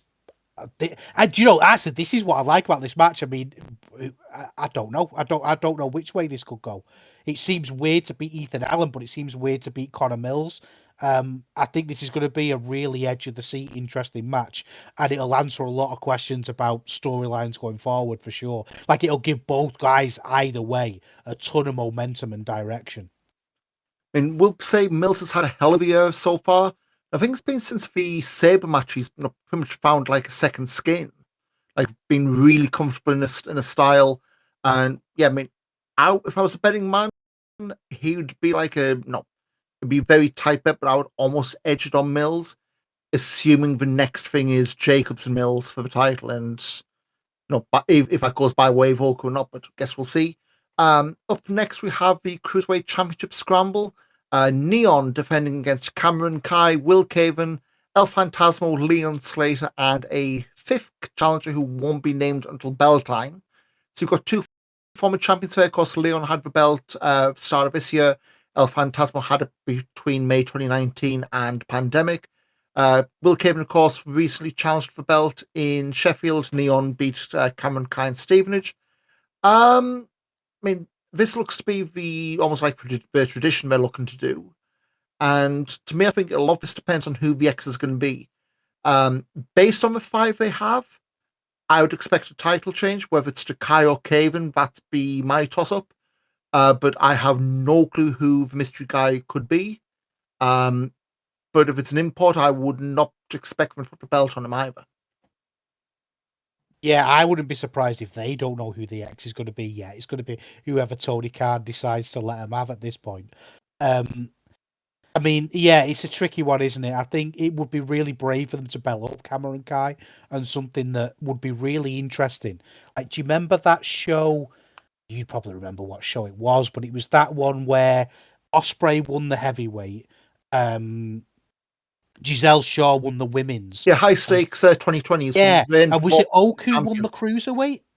Oku win the cruiserweight? Oku beat Phantasmo for cruiserweight belt match, sure, yeah. Yeah, and it felt like 3 exciting young new champions, and I think there's a chance for them to do something like that again. With tag belts aside, and maybe belt up someone like Cameron Kai, who is so just. I think has got a better chance of being a world-class talent than Leon Slater. And I think Leon Slater is brilliant. I think Leon Slater is a world-class talent now. And I think Cameron Kai's upside is higher. Whether it's too soon to belt him up is another thing. But sometimes you've got to be brave, haven't you? And it's the Cruiserweight title. Why not? I'd give it a chance. I mean, if we do a repeat back, can we just avoid the worldwide pandemic a few weeks afterwards? Well, don't say that because if you like, I've seen the news. Don't tempt fate again.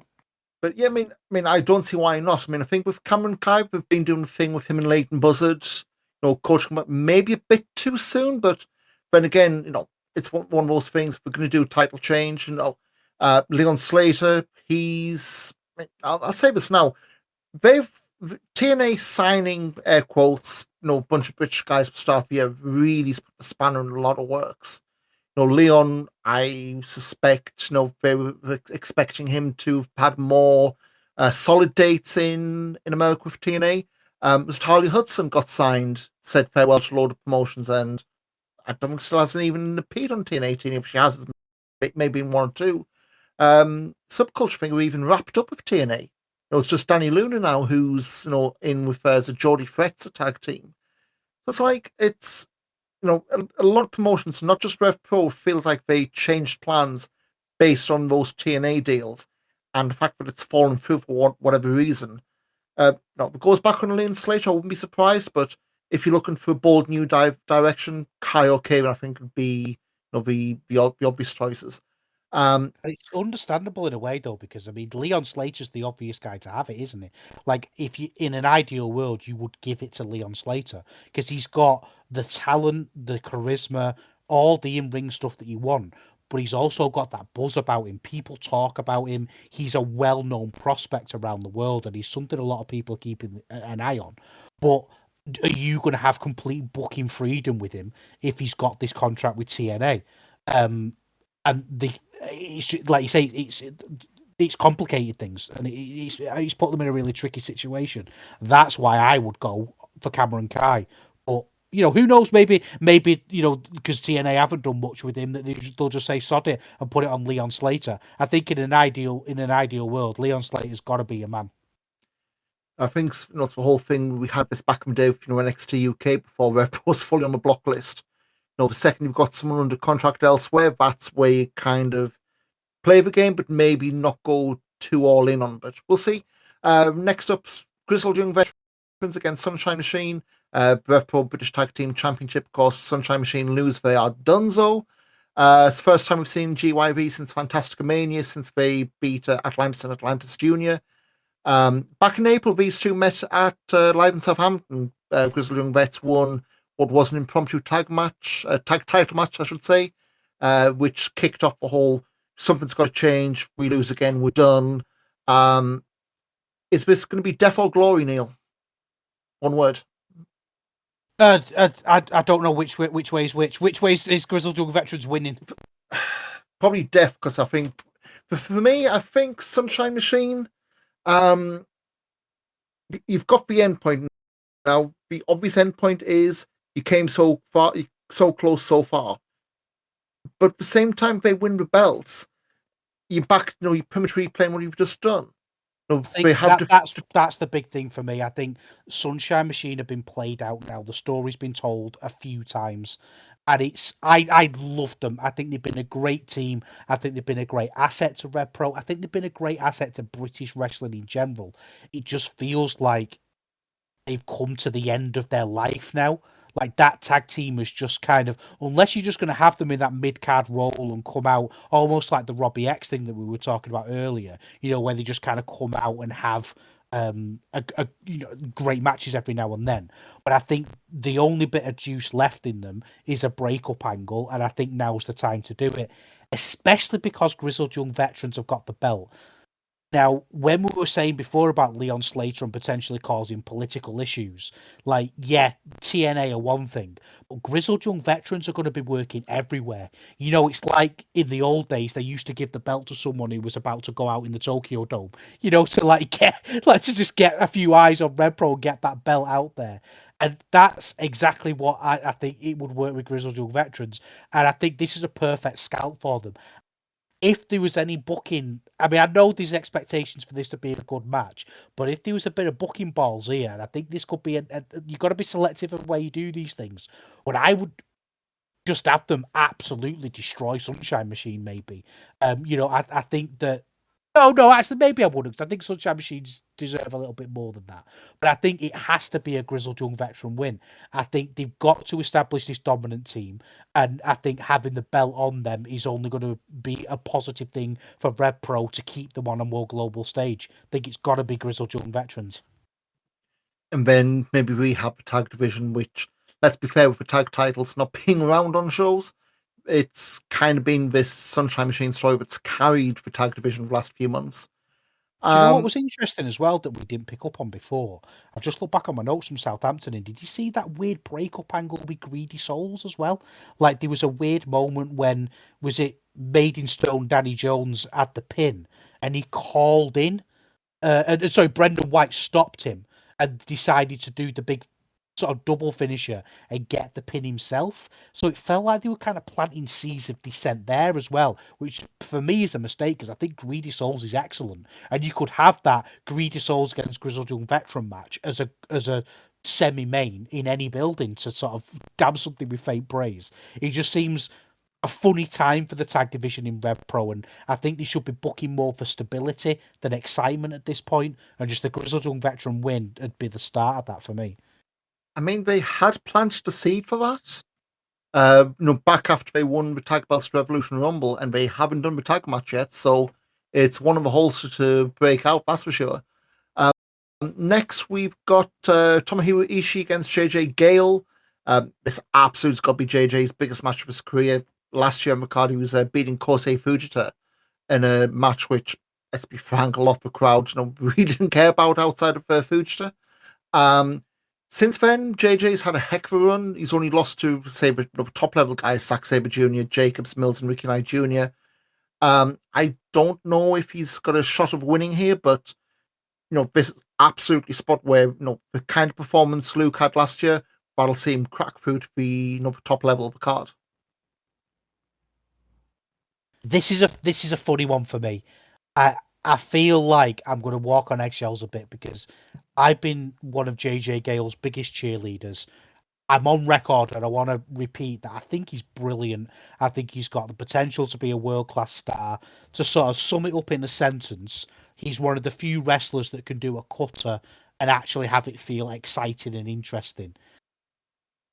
I feel like having him against Ishii might be a little bit of a mistake because he's automatically bringing those comparisons into the Luke Jacobs spot last year. And Luke, that felt like such an organic match to have because Luke Jacobs was so red hot. It was, from a stylistic point of view, absolutely perfect for him to go out and have this plunder, brutal, stiff match against Ishii in a way that I don't know if JJ Gale can have. And I'm starting to see a little bit of cogs working with this, maybe, in the sense that I'm seeing it as, hey, let's get JJ Gale over, rather than, oh my God, I can't wait to see Jacobs and Ishii kill each other. So I don't want to be the Debbie Downer. I don't want to say this isn't going to be a great match. I think minimum is a very good match, but it feels a little bit artificial to me if I'm being super, super critical. I know as soon as the bell rings, that part of my brain will switch off. But when we're in this situation, I'm just a little bit hesitant to be overly excited about it. I don't know if I'm just being a bit mean there, a bit harsh. No, I can see where you're going because the whole way it was brought up at 229 was Gale after another loss to Jacobs going, well, I'm going to do one thing you couldn't. I'm going to be Tomohiro Ishii, which so they kind of feel like they're almost like career rivals in Rev Pro. Like kind of like we're trying to do with Kai and Slater and the cruiserweights. But yeah, I can't see JJ winning. And again, to me, it's the meat this is going to be in the performance. Is it going to be him being blown away, or is this going to be fighting spirit, with grit and determination, and come close to the win rather than nope, you just blown out. But we'll see. And just blitz through the remainder of the card. Donovan Dijak, Gabe Kidd. I think we touched on this. If we keep a mic away from Dijak, this could be one which it'll be, I don't say plunder, but this could be a wild brawl, much in the vein of what I want to see out of Mills and Allen. So we'd want to put on, bear in mind, Dijak's only recently just come back to Rev Pro, and Gabe Kidd, he's been more busy in Japan as part of the War Dogs, but I suppose it's getting a homegrown name on the card once again. Yeah, it's a nice little advertisement almost as well, isn't it? It's a match that's going to get attention from different places than Rev Pro's audience traditionally. Might get a few more a few more sign-ups for Rev Pro on demand, and it's got the chance to be a really good match. So I'm not expecting anything stellar, but I think it'll be entertaining at least. And absolute worst, it'll be something that we never think about again. Got the women's title on the line, so it was meant to have been Stephanie Baker against Danny Luna. Of course, Baker signing for WWE and now apparently in the middle of getting a visa, so she pulled out the Rev Pro and GWF dates. It's Mina Shirakawa replacing her. If you've watched AEW TV, you'll know her. If you've been into your Stardom, you'll probably know from her as well. I don't say I've got no thoughts on this, but bearing in mind that it's Danny Luna against an import, I don't think we're seeing a title change here. No, and I think Danny Luna, I think is, again, talking of underrated wrestlers, I think Danny Luna is an example of what you can do when you really put the pencil behind someone and really push them. Because I remember when she first started in that kind of Alex Windsor mess from a few years ago, and they started that push. I didn't particularly rate her. I didn't think she was that great, but I think she's quickly become one of my favourite wrestlers. I think Danny Luna is really, really good. And I think this is, again, we're talking about people who, or situations rather, against someone like Mina Shirakawa, where more people are going to be watching it, more people are going to discover Danny Luna and discover Rev Pro. I think they probably improved from Stephanie Vakir. I don't know what you think about that, but yeah, I've no reason to think this isn't going to be a great match. I think because Fakir had a lot more hype behind it, because obviously the AEW and New Japan stuff, there was a fair amount of buzz going into the match. Don't think there's going to be quite as much, at least between the bells on this. I mean, like I say, Danny Luna's much improved. I mean, I remember, pre-pandemic, she was just breaking up and got signed to the warehouse was NXT UK. She's definitely improved coming out of that. I think it's one of the few who's probably come out of NXT UK much better than she was going in. But again, she didn't have that much experience before she was signed. I think this is probably going to be probably not going to be that long a match, and I think maybe this may bleed into the women's tag match, which may as well do the Heyman jump into this as well. No DQ, Cutthroat Collective, Alex Windsor, Sapphire Reed, Mercedes Blaze, Lizzie Evo, Nina Samuels take on Nightshade, Kanji, Debbie Keitel, Rio, and a to be announced at the time of recording. And given that they've made this an ODQ match, I have a really strong feeling this is probably going to be someone like Emerson Jane. Just given it, that plays into the death match, hardcore style she's starting to break out into, or making a name for herself in. Honestly, this might be uncouth to say out loud. I could not care less about this match. And I think looking at the names, I think that's a real error in booking, because there's some top quality talent here. And this should be something I'm excited about. But the story's just been so lazy. The booking's just been so plodding. I'm not even really that interested in who X is. And I think it's a shame. I think the women in the match deserve better, quite frankly. I think it's one of those, the story probably started about a month or two too late. And to me, it didn't really help that they blitzed through so much in that first month. You had them established, you had Nightshade lose to Danny Luna in Southampton, then return in Steven. It's like, that was like maybe 3 or 4 storylines blitzed through in 3 or 4 weeks. And again, this feels like maybe your end point was a Copperbox and then you started too late, which fair enough, but that, I think it really took a lot of the wind out for sales. And in fact, they started with Francesca and Sarah Hatch. They were scared off after the that massive, almost like the Nexus like debut they had. And now, like the last few shows have been back at the ringside like nothing's happened. And I know time heals all wounds, but yeah, it just felt a bit weird how you've gone from them being deathly afraid to it's another match now. We'll see, Yeah, see how it goes, but it just feels like it's petered out. Yeah, that's my thoughts exactly. And I don't think anyone's getting over here. I don't think this is benefiting anyone. I know we talked briefly before about Sapphire Reed. Like, she's really somebody who you could really do something with, and she's getting lost in the shuffle.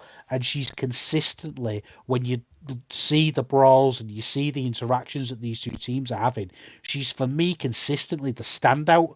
She's erring a little bit too much into the cartoony and a little bit too much into the over the top kind of facials and expressions, and I think that is a result of the story that she's booked in.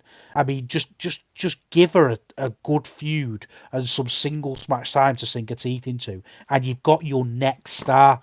He's not, I don't think, with the women's division putting enough pieces in order to have that next thing, the next thing, the next thing. And I think that's a real shame, because like I said before, look at the talent you've got in this match. Next, got Ricky Knight Jr. against Isaiah, the rubber match. Of course, Ricky Knight won Stephen, Isaiah won that stoppage in York Hall. For me, I suspect this is probably going to be a good match. Definitely York Hall one was kind of treading water, it felt like, but we'll see where we go there. For me, it's a toss-up. Zack Sabre Jr., in fact, this is the last match of the main card here. Winning the G1 Climax this weekend, take on HSO in a match for Sickos. Third singles meeting with 1-1 each. And I think this is one which is it's going to have new attention paid because of Zack winning the G1. But Hechicero winning, coming over, he's been over for was Fantastica Mania last year. There's going to be a lot of eyeballs on this, if only just for Sabre winning the G1. And I guess unannounced, but I guess with suspicion, there's a pre-show match, but it's to be announced. But I'm suspecting Greedy Souls, Francisco and Santos taking on Oscar, Yuto, Josh James, and Shah Samuels, but that's very much not confirmed. And yeah, I mean, you look compared to last year, you're missing like the top level Osprey Shingo match. I mean, just look for names who were in the show last year, not base. Like, Velocities, of course, not in the country. Osprey, moved on up. Shingo, not over. Trent Seven, not in the card. High on up the card. Mickey James, not in the card. Thank you. Subculture off the card. Shibata off there. Finley, Fujita, Callum Newman, Jordan Breaks. I mean, there's one. Probably run for another time since we were going way long. Wild Boy, Robbie X, Shah Samuels, unless you want to count the pre-show match if he's announced. Dan Maloney, the injured Lexus Falcon, Rain Leverkusen, retired Maya Matthews, Chantal Jordan, Sky Smithson, Sky Blue. Hell of a roster turnover, yet you've still got, I would say, probably the strongest card. The only risk I would say in May, it's going to have the same issue as last year, 11 matches, no interval. It's going to have a very soft belly, this card, at least from a crowd's attention perspective. Yeah, it's going to be really interesting to see what order they put things out in. I'm generally probably a bit less excited about it than last year, but I think briefly on that Hechicero Zack Sabre Jr. match, that's the match that might get me to drive down to that London. I think that's going to be. I love the first match that they had. I love both wrestlers. I'm very much a casual CMLL watcher. I watch the Friday shows on a Saturday morning with my breakfast, and I just enjoy it. Like I take in the vibes, and I just enjoy watching it. But that Hechicero match really made me sit up and watch, and he's quickly become one of my favourites. I think that's the match. I think that's what Rev Pro need, like the Jacobs Ishii match from last year. No one talks about Seven Oku. People have forgotten about that one. It's just having that great match that's going to get everybody talking. And ZSJ against Hechicero is going to be it, I think. I'm putting my money on that match. So RevProOnDemand.com, that'll be live as part of your monthly subscription if you can't make it down to London. Just quickly blitzing through a few highlights for the rest of the year. Keep eyes on this. So after this weekend, RevPro heading over to Berlin, the Astra Culture House, for the double impact double header with the German Wrestling Federation. So this is Friday, August 30th, Saturday, August 31st, both 1 p.m. bell time for us. So some to squeeze in for the football on Saturday and maybe take a late lunch on the Friday. But nothing announced in terms of matches, but a hell of a lineup in terms of the roster here. So you've got Axel Tischer, El Fantasmo, who's back over a little while. Jessie J, she's currently GWF Women's Champion, but you wouldn't know because they've not used her since she won the belt in November. Leon Slater, Luke Jacobs, Mike Loku, Mike DeVecchio, who really needs to be back in the Rev Pro ring sooner rather than later. He's also the GWF World Champion right now, so yeah, of course he's on the card. Paige Tahani, Robbie X, Taishi Ozawa, Tim Stubing, Zazaya, TK Cooper, Chuck Mambo, Pascal Spalter, he's one half of the GWF Tag Champions with Itach Bahar. They're teasing a tag title match with Sunshine Machine, so yeah, that kind of would be awkward if Sunshine Machine split up. Bye. Ricky Knight Jr., JJ Gale, Youngblood of Oscar Loiber and Yuta Nakashima, Erkan Solshani of the Blutsbruder, Tony Harting, Fast Time Mudo, and Metahan, the former Lucky Kid. Like I say, a lot of big names that people would have heard or at least seen at some point around the European scene. So well worth tuning into. That's likely to be on the GWF YouTube channel for free, but not confirmed yet. After that, outside of the regular trips to London, Stevenage, Southampton, what have you, British Jacob, September 28th in the Gordon Craig in Stevenage. Albert Bauer Cavanario have been announced. More names, of course, to follow the 8-man tournament. October 19th, Global Wars from Doncaster Dome. I wonder if they're going to be doing the late-ass midnight finish, like Andy when you used to FF1PW. Of course, New Japan just announced Royal Quest for the day after Crystal Palace, so I pity the poor sods are going to be doing the Doncaster London drive because that ain't going to be fun. And then the other big show announced was the Trios Grand Prix Saturday and Sunday, November 16th, 17th, from the HMV Empire and Coventry course. Teams and what have you to be announced because Rev Pro don't really do that much trios tags, but plenty of wrestling to happen between now and then.